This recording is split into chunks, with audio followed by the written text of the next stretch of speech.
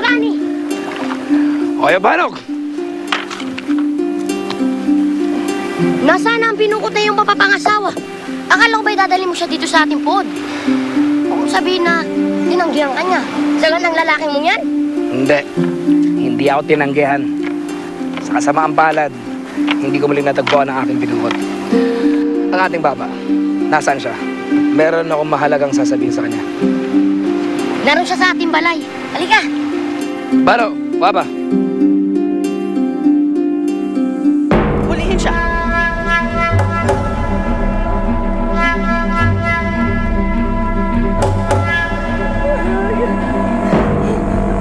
Lumapit ka rito.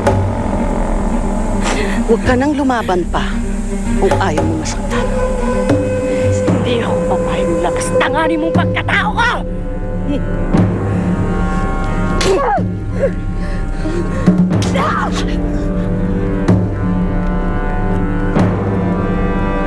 Tama na!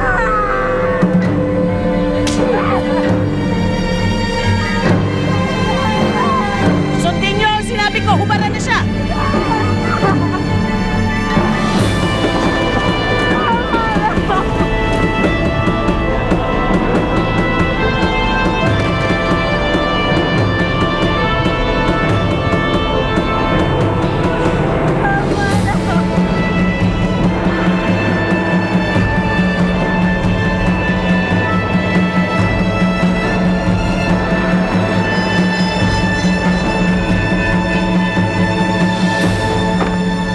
Isa akong tapat na mandirigma at tumao.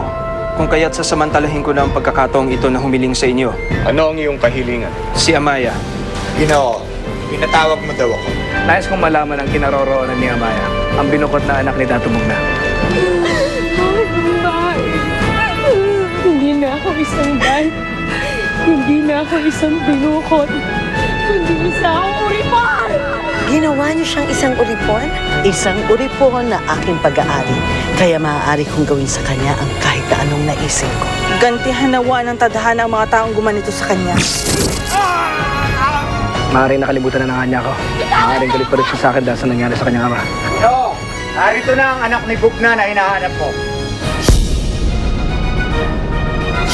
Ikaw ang anak ni Magpat.